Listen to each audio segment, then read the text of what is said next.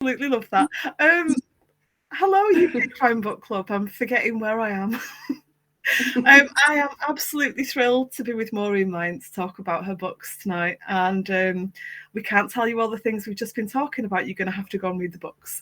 So, Maureen, would you like to introduce yourself and show the book covers off? And say a little bit about them both, if you like.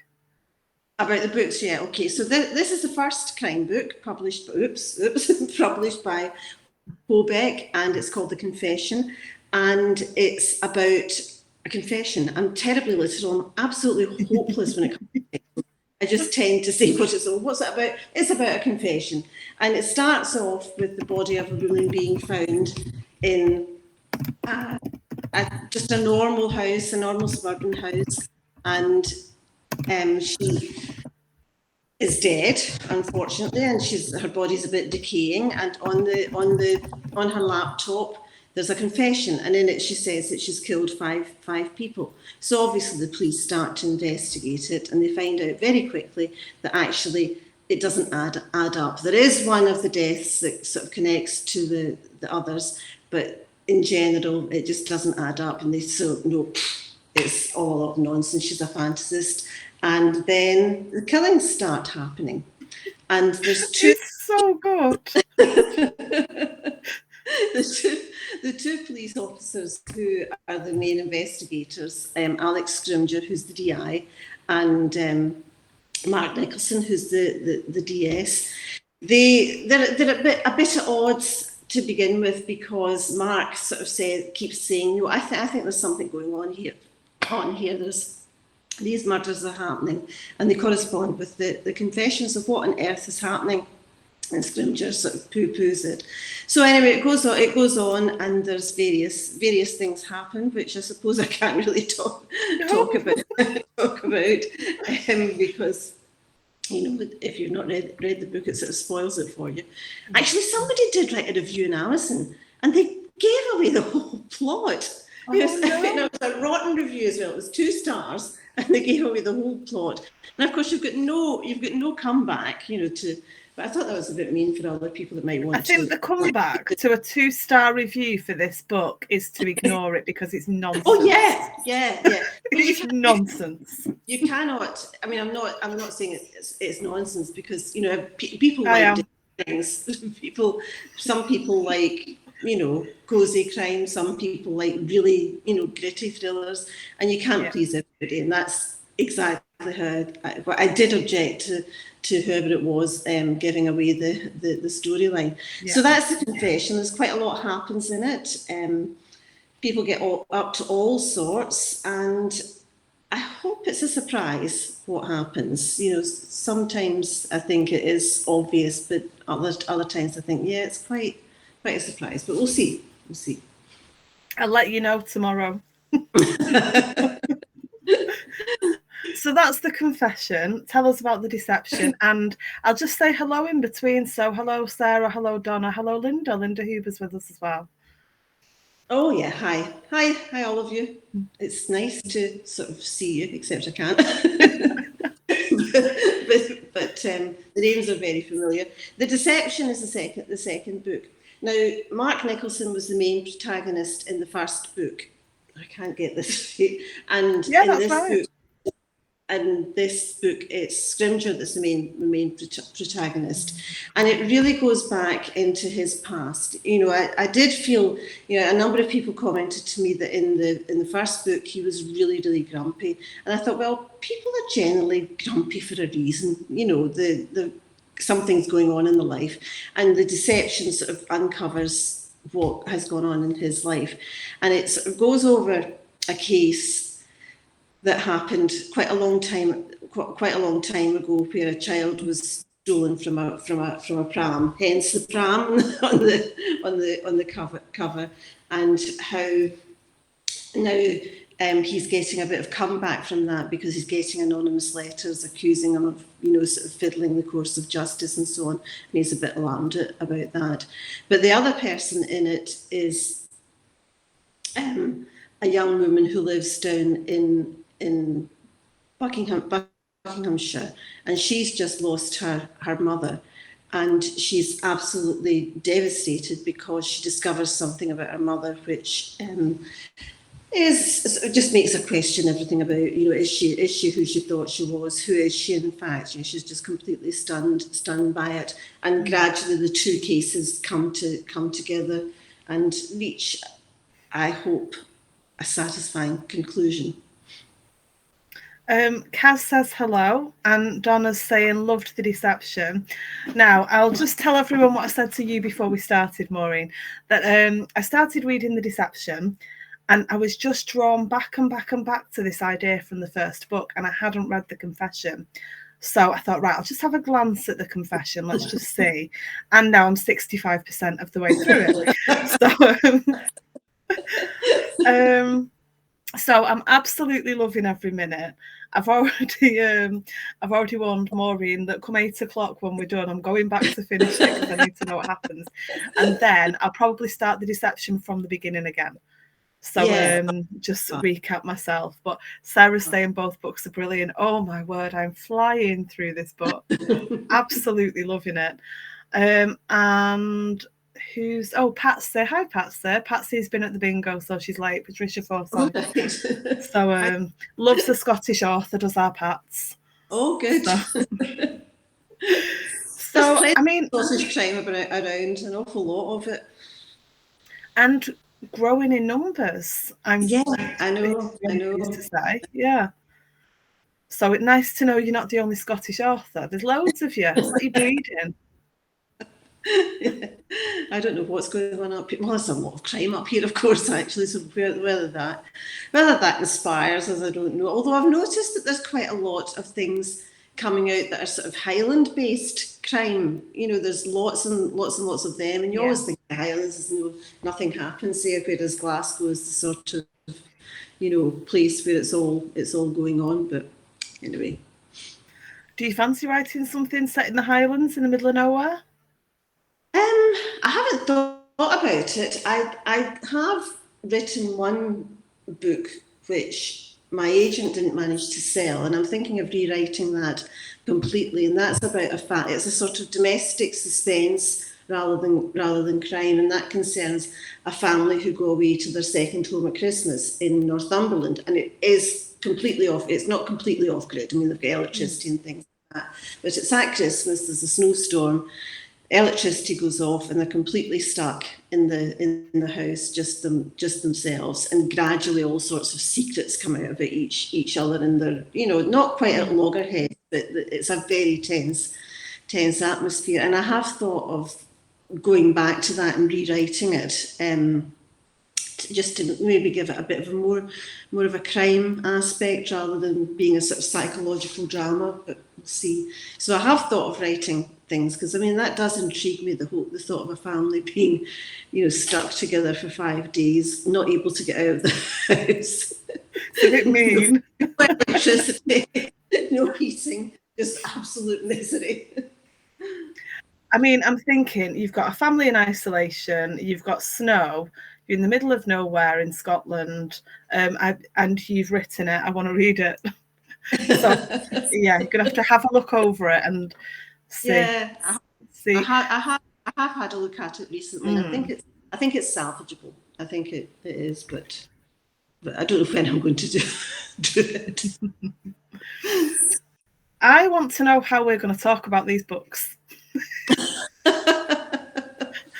So, you've given us a good opener for The Confession, and you've given us a good overall sense of what it's about. I'm heading down a path here, and I'm thinking, how do we discuss this at all? Let's talk about the main character in this one, Mark Nicholson. Okay. So he's a detective sergeant. He's got a wife and 3 kids. Well, a partner, they're not married. Partner, sorry, yeah, Karen, and 3 kids. And how I felt about him changed throughout the book. I have a feeling that he's going to be really back in my good books by the end, but then I think, is he going to be? He's reacting to everything that's going on in his life, which we're not obviously going to talk about. There's lots of different things. But as a busy detective sergeant working on a very difficult case that he seems to have this gut feeling about this case, and nobody else is interested. Everybody else is moving on. Yeah. And he just has this feeling about something. And I can't decide where you're going to go with it, which I think is brilliant. I love the fact that I don't know where you're going with it.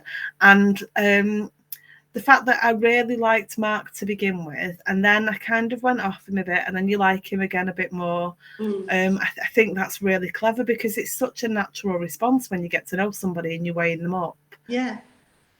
Yeah, and I wanted to do that, as I was saying to you before we started. I wanted to create characters that were believable human beings, and it sort of hurt me a bit. You know, the confession, I have to say, it was a long time in writing. You asked me the other day when I started writing, and it was around about 1996, 97, and I started writing what turned out to be the confession in 1997. So it took 25 years to get it into a shape that was publishable, although I got an agent on the strength of it a long time, not a long time after, but sort of some time after. It also was shortlisted for the Crime Writers Association Debbie Dagger Award back in 2001. And I kept thinking I must be able to make something of it. And anyway, I did want the characters to be believable, even if the plot is slightly absurd, like a number of crime stories. I don't think it's absurd. I don't think it's outside the realms, which is as disturbing as it is interesting. Yeah. I don't know. I mean, it's hard to say, but anyway, I started writing it 25 years ago, and it didn't really have the police characters in it at all. It was a standalone. I thought it was going to be a novella. It was standalone, and it was just the confession. That's all it was, and there was no part to it. And then the police had decided, well, if I'm going to ever make this into anything, then I have to make it into some sort of crime story, and there have to be police characters in it. And Mark, as I say, I was quite hurt by the first response to it, because my agent sent it out and she was getting responses saying, "Oh, hated Mark, couldn't stand him." I thought, but he's my boy. What's wrong with him? And I can understand why people don't like him, because of what he does to Karen and his family. But I think you have to realise that people are human and do these things, and the sort of thing that he does can happen very easily. So that's Mark. Scrimger, as I said, is a grumpy middle-aged man, and I love him. He's nice. and people have accused me of being a bit hard on him. What have you got against middle-aged men? Hard on them. So I wanted to show in the deception why he was the way he was, and I hope I've succeeded in that, in showing why he is, quite a difficult person, because of his life experience, because of what he's been through. Yeah, I think I'm looking forward to seeing what you've done. I'm even more excited to continue with the deception. Now I realise that it's his point of view, that it's his story as such. So I think that's really interesting as well. The third one goes back to Mark and continues his story, and I've just finished that. I'm doing the sort of the bits where you go through books and you weed out all the weasel words like very and really and just, and I have thousands of them. It's a much shorter book now that I've weeded some of them out, but that goes back to Mark and continues his story, and is well, you'll see what he gets in that one. I hope sometime. And then my intention is to go back to Scrimger, so to alternate between them, rather than focusing just on one person. I love that idea. I can't think of anyone off the top of my head who's done that. Well, Tana French did it to a certain extent. Okay. Have you read In the Woods? No. called. I think I own it. I think it's on my ever-growing pile. Absolutely fantastic. It's set in Dublin, and it's got a really sparky central pair of detectives who spark off each other. And then when I got the second one, I was really disappointed to see that it went to somebody else who had been really quite a minor character in the first one, and then she did that, and then every one that she did after that went to a different character. And I think I had that in mind when I started thinking of the second one. I thought I'll do Scrimgeour, and then I'll do, there's a character in the confession, the very young constable, Ryan MacDonald, the one that sort of gives the story away to his brother and sort of is a bit leaky, shall we say. And I thought I would go to him. Then I thought, no, I'm going to keep it. I might have changed. I've got a different name. Yeah, I think you've changed his name. It could well be. It could well be. It's yes, the young boy. The young boy that's so sort of gauche. He sort of makes sexist. McPhee.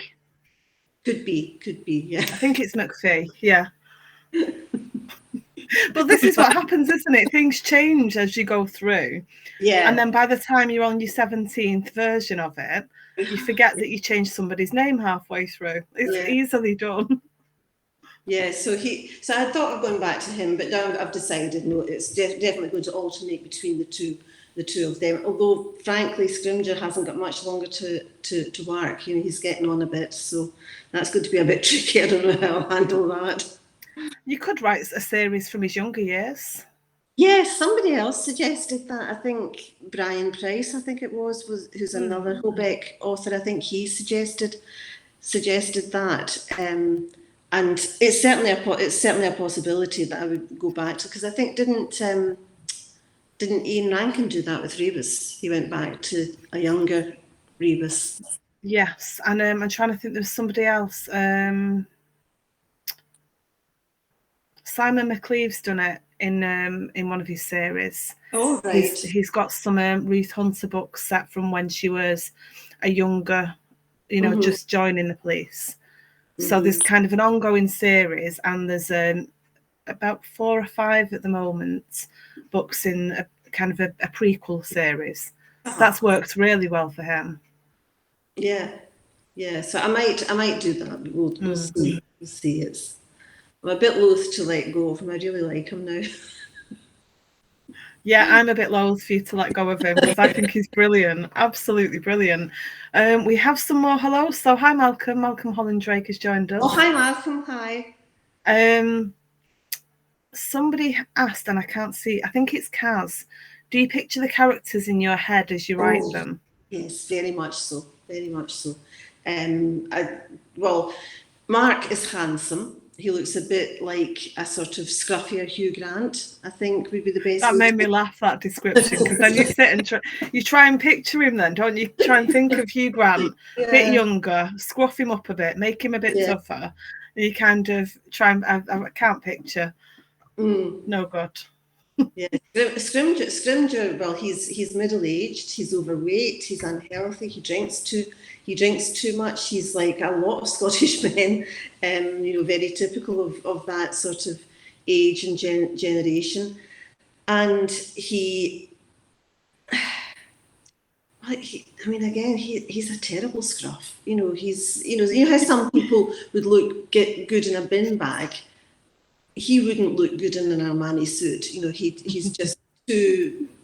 He's just, he hasn't looked after himself, really. Basically, is what I'm trying to say. So yeah, I do picture them.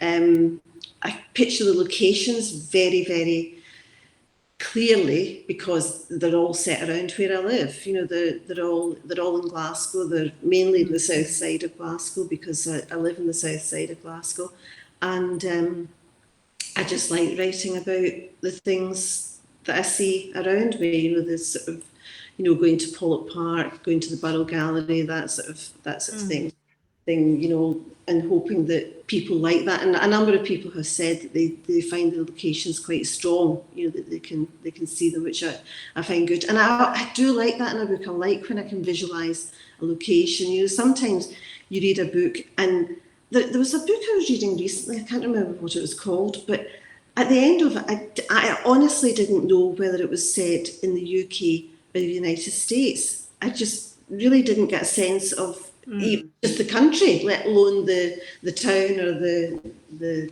city. So I do like to do that.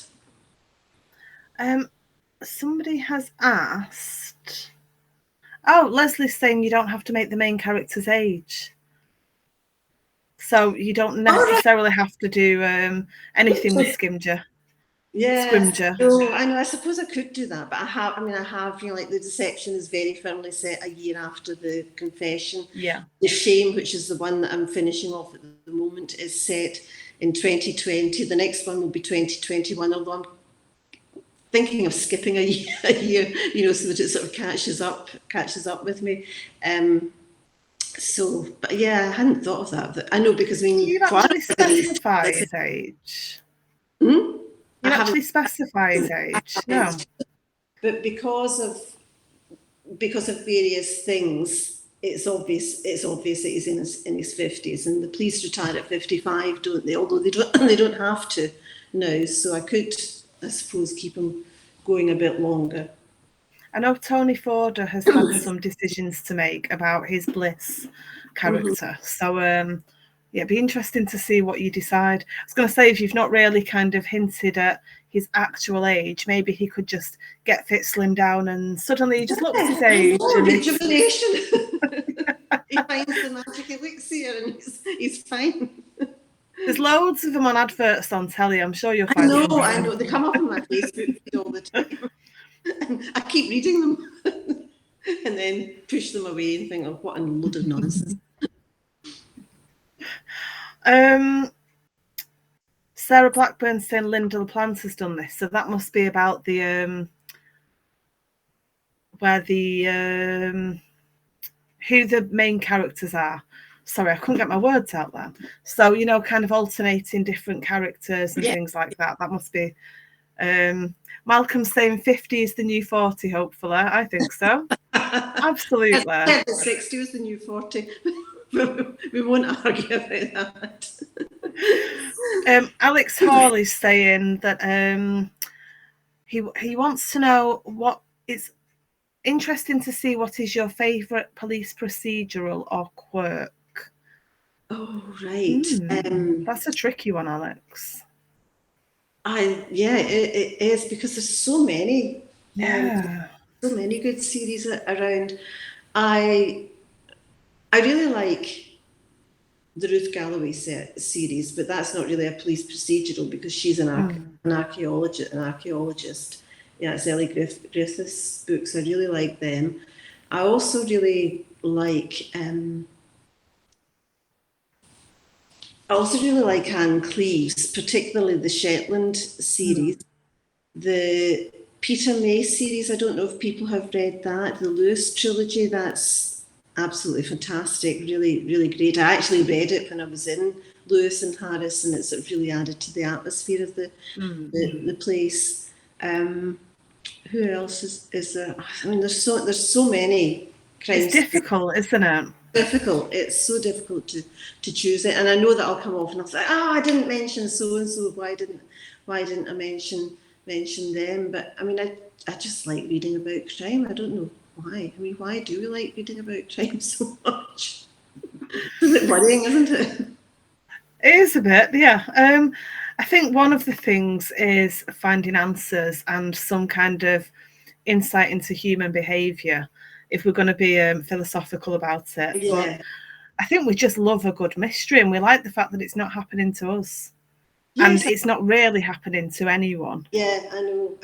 And I think you're absolutely right about the need to sort of understand human behaviour and so on. And I think that's a big part of it, because crime covers so many of the issues that are really important to us in our everyday lives. And I think we can learn a lot from crime stories. I mean, I remember reading, sometimes, if you've not got teenage children, and I don't, my children are all in their 30s and 40s, if you tend to lose sight of what's happening. So, for example, I was completely naive about social media and how that could affect teenagers' lives.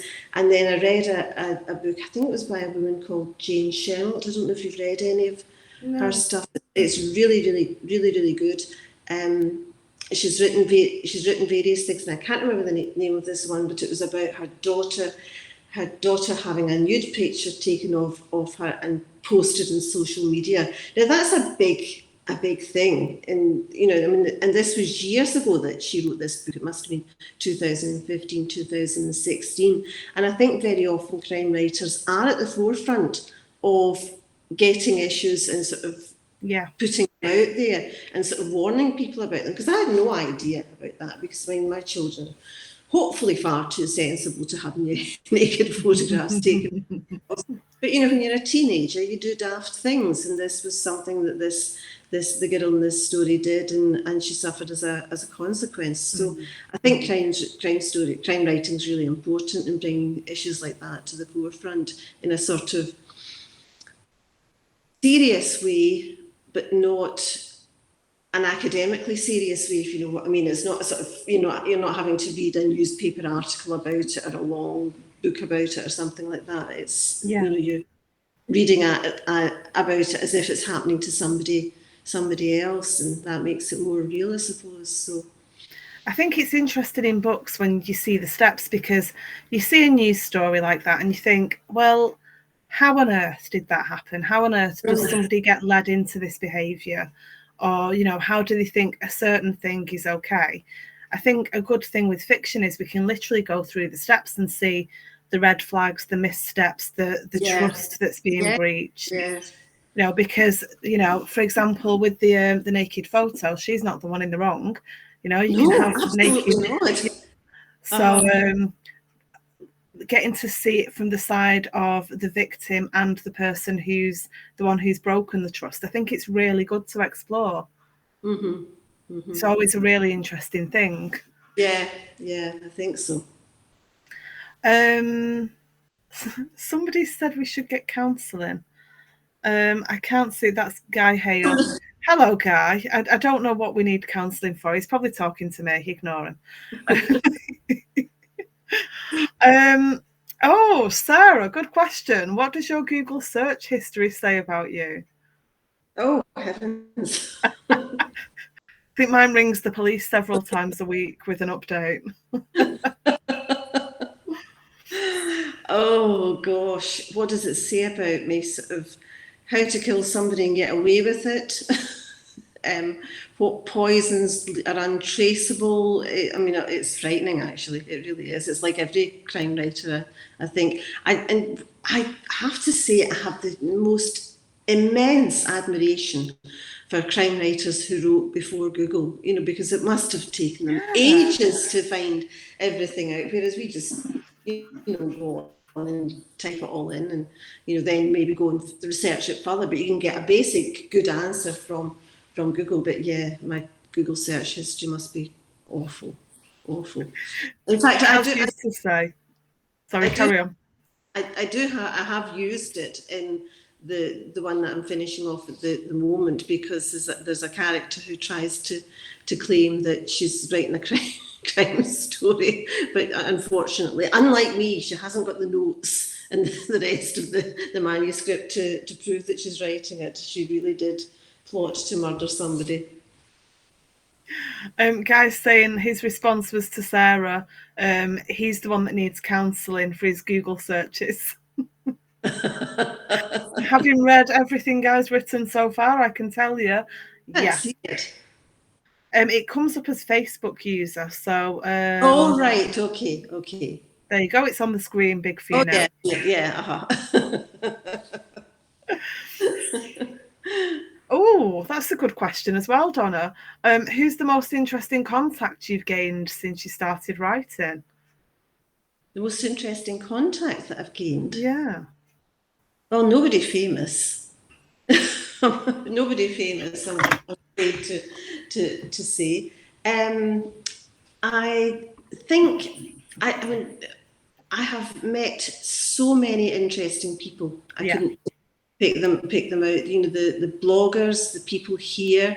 I mean, I haven't met them, but you know, I've met them online, and I'm just so full of admiration for them. The bloggers like Donna, like Sarah, who have been on the what do you call it, the blog tours for both my books, and the amount of books they get through, the time they spend on it, their blogs, absolutely amazing. You know, absolutely incredible. I don't know how they've got the time to do it. I really don't. You know, I mean, I'm retired. I've got all the time in the world, and I don't have the time to do things like that. And this, you know, it's a fantastic resource, the UK Crime Book Club. It really is amazing. I can't get over it. Thank you. I think we found something that we all love that's added it adds so much to our lives. I never would have thought a book club could be so life enhancing. It's a very strange thing, isn't it? Can I tell you my experience of book clubs? Yes, please. It's not good. It's not good. I lived in Brussels for 5 years, starting about 10 years ago. And I went to a book club there, and they were all very nice, they were lovely. They were from all over Europe, because Brussels is an incredibly cosmopolitan city, and we would read a book. And I hate saying this because it makes me sound so snobbish, but because for most of the people English wasn't their first language, they couldn't really discuss a book in depth. So they would say, so like for example, we read Donna Tartt's The Goldfinch, and there's a lot to say about Donna Tartt's The Goldfinch. And one woman just goes, I don't like it. I don't like it. I don't like it. You know, I've got it on a shelf somewhere behind me that my son gave to me to read. Yeah, it's excellent. Not as good as The Secret History, which is my favourite book ever. But so that was not a great success, because you didn't get any discussion at all. Then I came home and I thought, I'll go to the library and see if they've got a book group going there.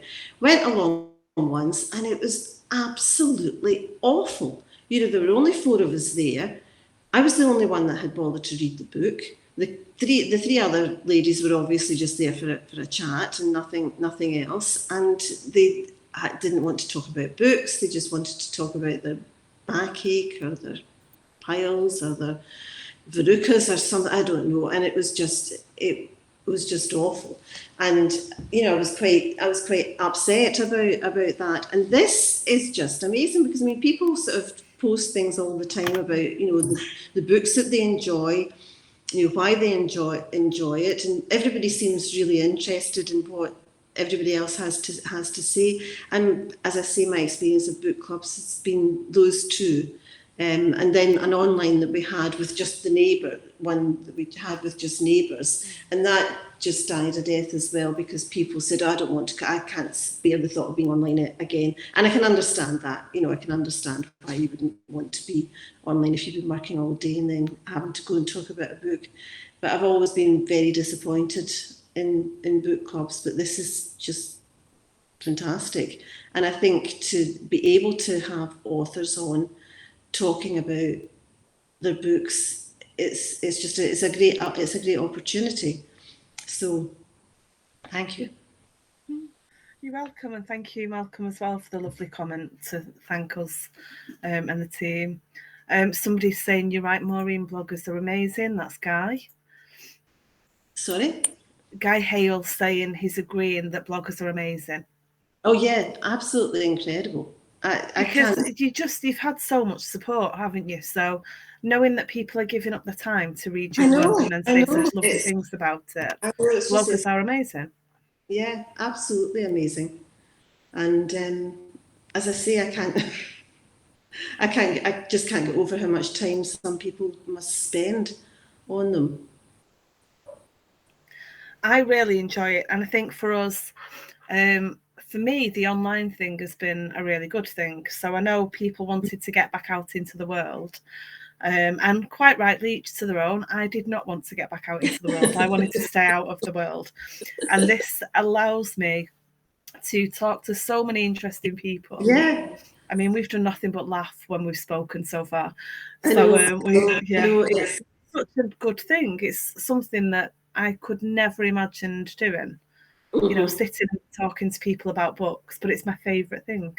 I know, mine too, reading and writing. I think somebody asked me recently if I wrote a non-fiction book, what would it be about? And it would be about literacy, you know, because I think that's just the most important, you know, because partly because I was an educational psychologist, it's obviously of interest to me how children learn to read and write, and also because I'm a writer and a reader above all. And I just think it's so important to be able to read, so that's what I would do if I wrote a non-fiction book, but I wouldn't have plans to write a non-fiction book. That adds some sense to not that it didn't make sense before, but there's some really lovely scenes. Mark's really he loves to read with his child, with his son. Yeah. So they're really lovely scenes, and actually now I can see why that passion comes through for him. Oh yeah, I mean, I have such a. I mean, it's always been. I originally was a primary school teacher, and my dissertation for my master's degree at that time was about encouraging children to read, and that carried on throughout my career. When I became an educational psychologist, I had a huge literacy interest, and I was involved in a literacy project in Glasgow, and it's just so vital. I just can't imagine what it's like not to have books and not to hear stories and so on. Yeah, my kids are too old for me to read with them now, and we did put them all off reading for a while. You know, we read a lot and they loved it until they didn't. So yeah, quite a tricky one. So it's really been sweet. I went on a walk with a friend last week, and we went to the library with a daughter who's only a toddler, and she was handing me books, and it was really lovely. She didn't let me read anything to her, but we'll get there. We will get there. We are in the building. We have the books. We'll find a time when she'll sit still. It's just such a lovely resource, isn't it? Libraries are just they're more than just a lovely resource. They're the lifeblood of a community. They always were. Everything happens. Everybody can visit a library. It's wonderful. I know. It's. I mean, I definitely wouldn't be the person I was if I hadn't been for Rutherglen Library, where I went every week without fail. I got out 3 books, which was the maximum number that I was allowed. And I then joined Cambridge Lang Library, and I went there, and then there was another library that I went to just to keep me going. I mean, my parents couldn't afford to buy a lot of books. We weren't a poor family, but we weren't particularly well off either. And I mean, trying to keep up with my reading would have been impossible for my parents. Although my dad, he didn't read so much to me as tell stories. He told me fantastic stories. He was Irish, and he was always telling me scary ghost stories, which were absolutely fantastic, and I just loved them. I don't like ghost stories, I have to say. Leslie's saying she never had stories read to her as a youngster, but she loves audiobooks now. Yeah, funnily enough, I've never got into audiobooks, and I think it's because they take so long. I think I've listened to one all the way through, and it took 11 hours, and I thought, gosh, I could read this in three hours. And I think it must be great if you're traveling to work, you know, and sort of, you know, or driving to work, but you obviously shouldn't read if you're driving to work. Definitely shouldn't read if you're driving. Wouldn't recommend. Leslie's asked a great question. Yeah, definitely don't read and drive. There's lots of things you shouldn't do while you're driving. Reading's one of them. Did your dad make up his own stories for you? Oh yeah, very much so. Very much so. They were based on Irish folk tales, but they were very much his own words. And you know, there was one called what I thought was the Ghost Jabber, and then I found it and it's Cush Jabber or something like that. It's completely different in Irish Gaelic, and it's about a banshee that appears before somebody is about to die, and that used to terrify the living out daylights out of me. I'd lie in bed shivering, and he'd tell. It's really quite cruel, actually, isn't it? Although I loved it, I have to say I loved it, but I might not have done. Then what would he have done? Would he have stopped? I don't know. I don't know. I think a crying child is enough to make anyone stop what they're doing. Yeah, you know, your child's crying when you read into them. Maybe not the best plan. So Guy is saying that it's interesting that Malcolm doesn't read fiction because he reads a broad spread of fiction of both authors. And yet Malcolm has never really been a big reader of fiction.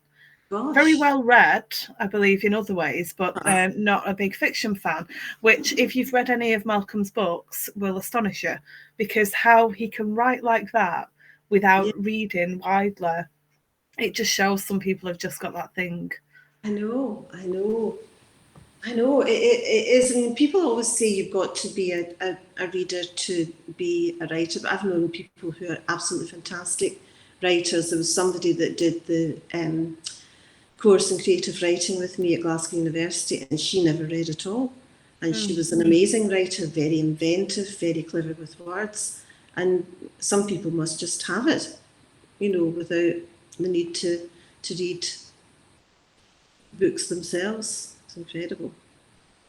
The confidence to write how Malcolm does, it's quite an interesting thing to hear that he just has never read. I think at one point we had a chat and he'd read something like 7 non-fiction books in his 7 fiction books in his entire life, something like that. So some people just really must have structure and form and can just make it look far too easy. I'm starting to fall out with him a bit now. My husband doesn't read fiction. He doesn't read. Well, he reads more fiction now, because up until this year we were doing quite an academic French course, and you had to read a French novel every couple of months and discuss it and so on. So he did read the French novels, but he would say to me, what would I want to read fiction for? It's not true. It's all made up. Well, what's wrong with that? But yeah, there are people. And my son, my 3 children all read a lot when they were young. The older 2 did the whole Enid Blyton stuff, and going on to Harry Potter and things like that. They were a bit old for Harry Potter, but they did the sort of typical children's book stuff. The youngest one wouldn't look at fiction and read the Guardian sports section every day. That was, and that was what he wanted to do. And I'm very much of the opinion that, as long as you're reading, that's the main thing. My 13-year-old is currently reading the CSI Handbook by Kate Bendelow. So this, I just kind of, and Kate's amazing. She's a serving CSI SOCO for Greater Manchester Police. And I was like a bit unsure about my youngest reading this book. And then when we were talking about things that she was learning at school, I thought, oh, well, if that's what you're learning at school, talking about the Madeleine McCann case at school and all of the implications of that and the theories behind it. And I was like, yeah, you're fine with Kate's book. Just stop reading if you don't like something. And, she's going to have to trust her judgment, isn't she? Yeah, if she wants to read a particular section, then she can just stop reading. And I have to trust that she won't scare the bejesus out of herself, which she probably will. We all do it. We've all done it. We've all done it, yeah. It took me a long time to read The Shining. I believe I was in my late 20s, early 30s, and I couldn't read it past lunchtime. Yeah. So I don't really read things that are too scary because I'm a big old wuss. I am the biggest wuss in the world. I can't. I've read 2 Stephen King novels, Carrie and the one where the guy ends up tied to the bed. So I can't remember. It's called, Gerald's the name of the guy. Oh, and I just found them too scary, and I can't read horror at all. I can read it. I try not to read too many altogether. I can't watch it. Not anymore. I can't either. No, big old wuss. No. Yeah. Somebody has. We've got a comment. This must be Guy. Yeah. Donna's. Leslie's saying. Gerald's Game. That's the name. Gerald's Game. Yeah. there was a conversation where Kate's husband, Gary, had she'd been asked for a picture of her body for part of one of the books. And obviously she can't use something real, unethical at best, all kinds of illegal at worst, and just not nice. So she wrapped her husband in bin bags and took photos of him with his arm sticking out on the lawn in the garden. So I can just imagine the neighbours looking out. Call the police now. That woman's got I doubt anyone bats an eyelid at what they get up to. They're the most fun people. But it does lead to one of the questions that I don't think I've asked this for a while. Have you ever acted out a scene to make sure it works for your book? Now, I'm not suggesting that you've done any of the things in your books for real, but is there anything that you've kind of played around with to make sure it works? I haven't. No, I haven't. Although I have thought very carefully about the placement of various things, but I've never actually, like I've traced in my mind, the bits in the confession where she says that she goes walking early in the morning and she walks to Pollock Park. Well, I have traced that journey in my mind all the way, sort of thinking what I would see in the mind. But actually acting out, no, I haven't done that. I saw it was one of the Hobeck authors posted, now I can't remember who it was. I think it was Brian Price, and he posted somebody had given him, I can't remember what you call them. It's a little scene of things. It's a sort of, there's a word for it, but I can't remember what it is. Yeah, and it's a sort of model scene of something, and they had done his daughter had done a model scene of one of the murders in one of his books for his birthday, and it was absolutely fantastic, and I can't get it out of my mind, and I want to do that for the opening scene in the confession. I want to have the room, and I've even got things like bits of, not bits of wood, but bits of sort of laminate that I could use for the floor, for the wooden floor that she has. And I keep thinking, how could I build a desk? How could I do that? I can't remember. It's really annoying. Do you know what I mean? The sort of the re-scenes that you that you can slide into a bookshelf. Yeah, that's right. The books. Yeah. Diorama, Leslie said. That's it. Yeah. I knew somebody would help us out. Leslie's very good at knowing all these things. Leslie's very good. Yeah. Donna's saying, why were we allowed to read Flowers in the Attic as young teens? I'll never fathom. I've never read Flowers in the Attic, but I'm going to say, if Donna's commenting on its suitability, then it's very questionable. I have no idea. I've heard of Flowers in the Attic. I couldn't tell you who wrote it or what it's about, but I think Virginia Andrews, I think, was the sure. I can't remember. Donna, do I need to go and read it, or are you trying to scare me for life with something? Give us a clue. So, have you kind of got an idea in your mind of where you'll take the series? So you've talked about kind of the alternating points of view. Do you have a kind of an idea of where you might take it, or do you still have some thinking to do because of Scrimgeour? Yeah. I still have some thinking to do because of Scrimgeour and because of his age, but yes, I do have an idea of where it's going, and of recurring characters that might come back and might cause people grief and so on. Right. And also for resolution for a couple of characters, I've got some ideas, but they are very much, they're ideas in my head. I haven't yet got to the stage of getting out my notebook and sort of writing them down and saying, well, that will happen in book 4 and this will happen in book 5 and so on. So Donna's saying that Flowers in the Attic is about incest between brother and sister. Oh. Now, automatically, I'd think, well, why would I want to read that? But at the same time, if any of you watched The Sinner when that series was on, the first series was, I mean, I really enjoyed all 4. The first one was something else. It was such a different thing, and I'd highly recommend it if you're not easily shocked. I haven't seen it.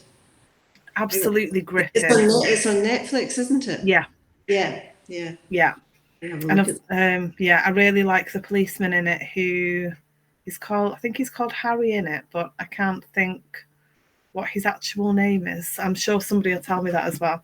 He's a really, really famous actor, and I can't think what his name is.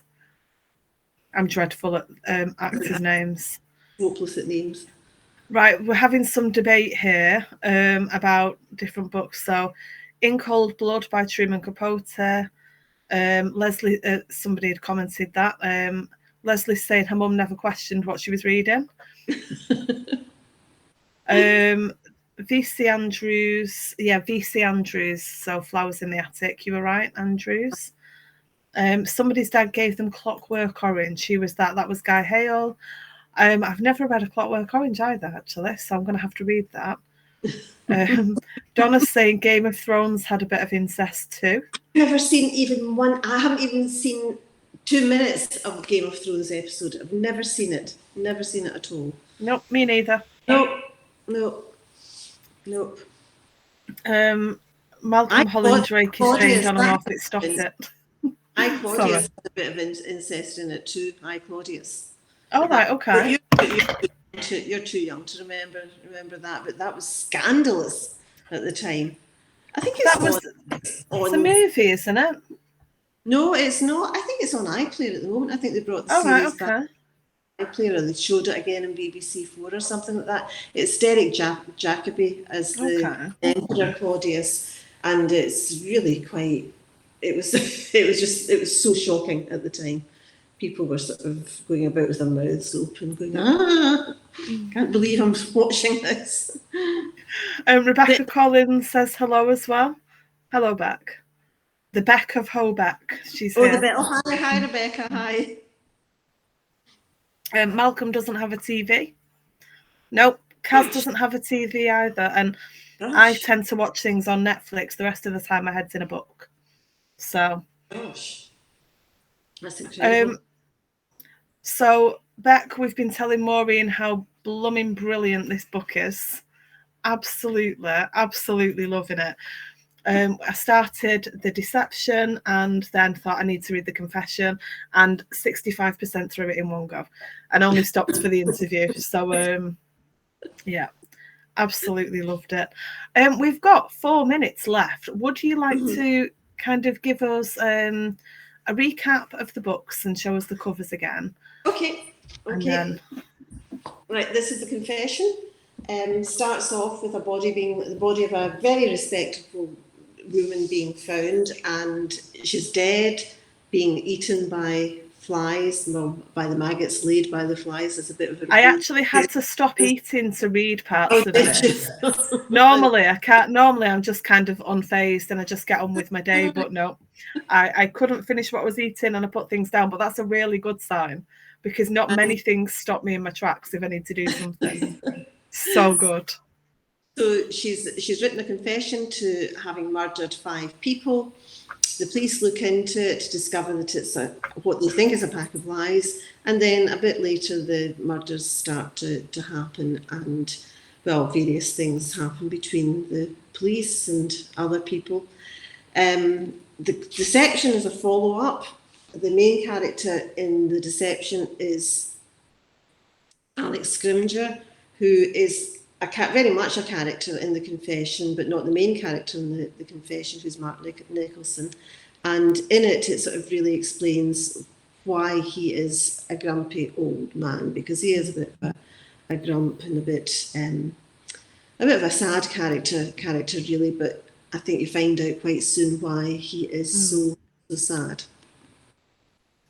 So that's the two. Awesome. Linda is saying, it's so nice to hear your accent, Maureen. I almost never get to hear another Scottish voice. Come on, what accent? I almost never get to hear another Scottish voice, and this is a great conversation. Thanks, ladies. Is that Linda Hooper? It is, yeah. Hi, Linda. Hi. Linda's been here since the beginning. She has been fantastic. She's been a fantastic support. She's always putting me right about social media and what to do, and so she's been absolutely brilliant. Thank you, Linda. So we're saying how great both of your books are. So I've obviously almost finished the first one. I was about 20% in with the second one when I thought, no, I have to go back and just look at this first one. So I'll go back and start that one again. I'm absolutely loving it. It's brilliant, and I really can't wait to just go and see what on earth you do with the end of this. Well, I hope you continue to enjoy it. I hope you like it. And it's so good. Honestly, if you haven't read either of Maureen's books yet, just start with the first one. Read along with me. Absolutely brilliant. So we've got some thank yous and goodbyes from people. So everyone's really enjoyed getting to know you a bit more. Yeah, it's been great, and you've been a great person to chat to, Sam. Thank you very much. Thank you. I've absolutely loved getting to know you more this week. So this is what a lovely way to spend an evening. I know, it's lovely. Well, thank you everyone who's joined us and asked questions and made comments and scarred me for life, Donna. Thank you. And Maureen, I can't wait to talk to you. Will you come back and talk to us about book 3? I will do. Yeah. Absolutely definitely. Brilliant. Best of luck with it. Thank you so much. Thank you. Well, bye everybody. Thanks for coming along tonight.